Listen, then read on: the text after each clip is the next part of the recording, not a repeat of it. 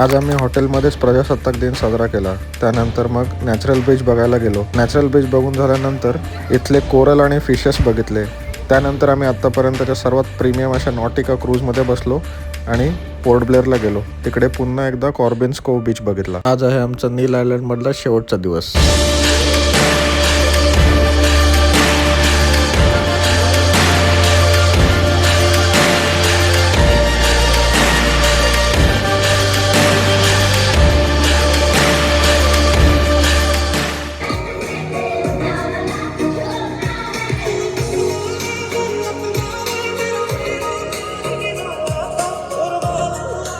आज सकाळी उठलो आणि बाहेर आलो तर पाहिलं की पूर्ण हॉटेल हे त्यांनी तिरंगाच्या रंगांमध्ये डेकोरेट केलेलं आहे. आज प्रजासत्ताक दिन आहे 26 जानेवारी आणि त्यामुळे यांनी इथे फ्लॅग होइस्टिंगचा सुद्धा एक कार्यक्रम ठेवलेला आहे.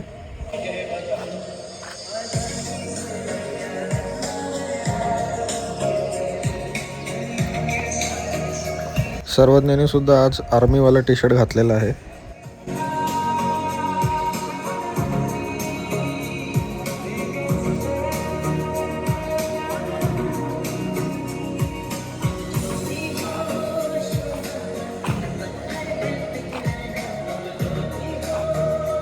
आज नेमकं आमच्या हॉटेलमध्ये रिटायर्ड मिलिटरी कर्नल निकम म्हणून राहत होते. तर इथल्या हॉटेलवाल्यांनी त्यांच्या हस्ते फ्लॅग होइस्टिंग करवलं. We are very much proud, Mr. Nikamji, Vishnuji. He is with us. He is the retired general manager, colonel from the Indian Army, and we are very much lucky to get this celebration on his hands. Now, please come.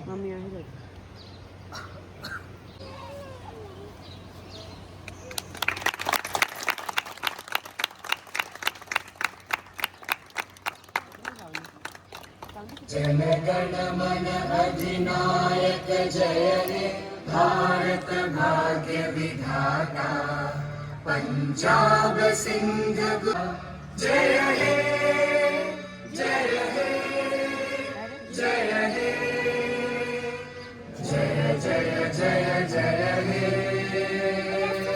Bharat माता की जय जय कई hotel management को जिन्होंने इतना अच्छा तैयारी KIA है और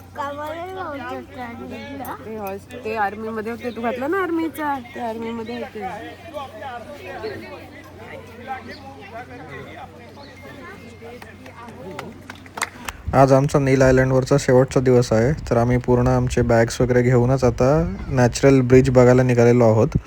तो ब्रिज बघून झाल्यानंतर तसंच आमची बोट पकडून पोर्ट ब्लेअरला जाणार. नुसते डोसे आणि इडल्या किती नाही खाऊ शकत आहे.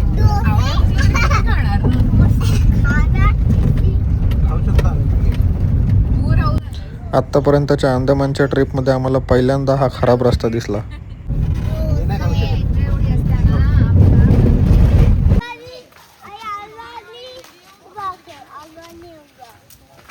हो. गाडीतून उतरल्यानंतर सुद्धा नॅचरल बीच बघायला जाण्यासाठी बरंच चालायला लागतं. असंच चालायला काही प्रॉब्लेम नाही, पण ज्यावेळेला पोरगा स्टँड घेतो एकदम फर्म स्टँड की तो चालणारच नाही, तर त्यावेळेला थोडा प्रॉब्लेम होऊ शकतो. हा, इथे हायड्रेट असली की पूर्ण पाणी येतं. चला फास्ट तिकडे ब्रिज बघायला जायचं. नॅचरल बीच पाहायला जाण्यासाठी सर्वात महत्त्वाची गोष्ट म्हणजे टाईट चार्ट तपासणं. जेव्हा समुद्राला ओटी असते तेव्हाच तुम्ही चालत या पुलापर्यंत जाऊ शकता. भरतीच्या वेळी हा मार्ग पूर्णपणे पाण्याखाली असतो. ऑक्टोबर ते मे हा ओव्हरऑल या बेटावरती भेट देण्यासाठी बेस्ट टाईम आहे.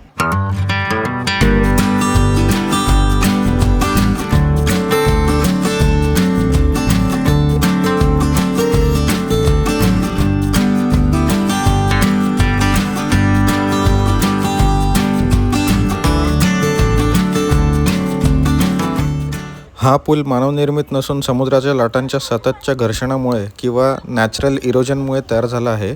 येथे खडकांमध्ये नैसर्गिकरित्या तयार झालेल्या 2 मोठ्या कमानी आहेत. मुख्य कमान ही पुलासारखी दिसते, जी समोर दिसते, यावरूनच याचं नाव पडलेलं आहे. अजून एक कमान आहे जी मागच्या साईडला आहे, जिथे आम्ही गेलो नाही. ओहोटीच्या वेळी पुलाच्या आजूबाजूला साचलेल्या पाण्यात रंगीबेरंगी मासे, समुद्री काकडी म्हणजे सी कुकुंबर, स्टारफिश आणि विविध प्रकारचे कोरल पाहायला मिळतात.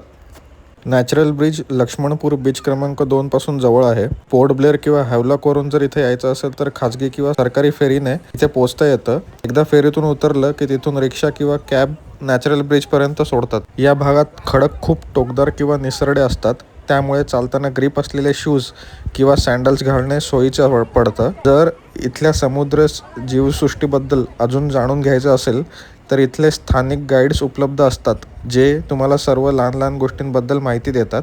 साधारणपणे 1 ते 2 तास या ठिकाणी फिरण्यासाठी पुरेसे आहेत. येथील कोरल किंवा इतर समुद्री जीवांना स्पर्श करणं किंवा ते सोबत नेणं हा कायद्याने गुन्हा आहे.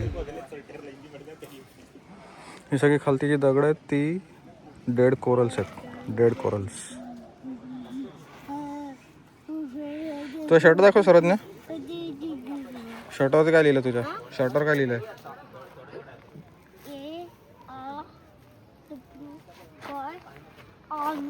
आर्मी.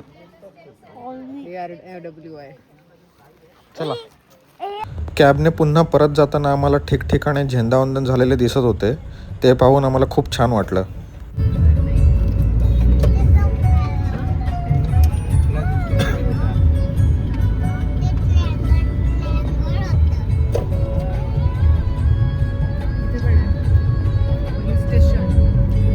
आमच्या ट्रॅव्हल एजंटने ऑलरेडी तिकीट्स बुक केले होते, पण इथून नॉटिकाच्या ऑफिसमधनं हार्ड कॉपी घ्यायची होती, जी आम्ही घेतली आणि पुढे बोटकडे निघालो.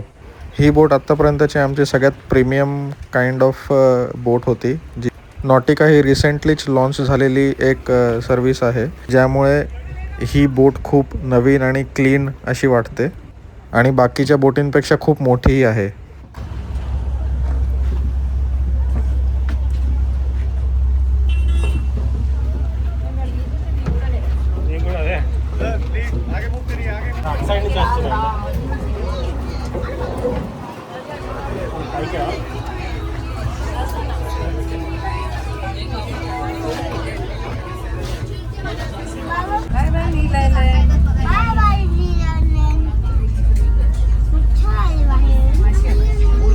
साईडला बोट बघ मोठी. ग्रीन ओशन बघ साईडला बघ.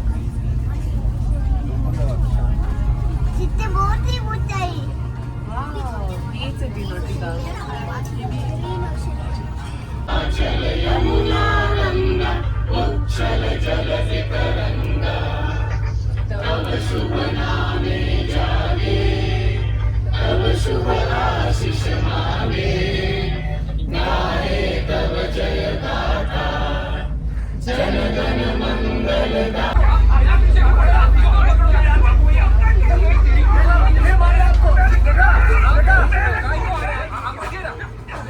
बोटमध्ये त्यांनी हेराफेरी लावला होता. सगळेच जण टी व्हीला खेळून बसले होते. इवन यांचा स्टाफसुद्धा.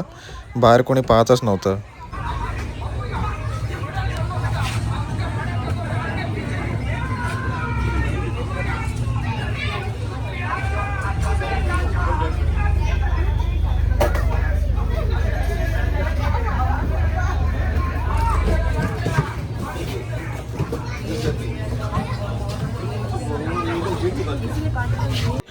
आम्ही पोर्ट ब्लेअरला पोचलो आणि आम्ही पुन्हा एकदा आमच्या आधीच्याच हॉटेलमध्ये चेक इन केलं आणि जेवायला आलो.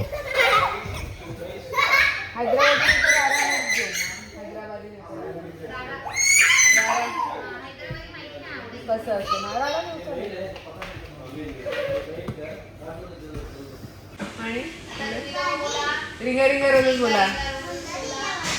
तू दिलं शिका. हां, सीट डाऊन.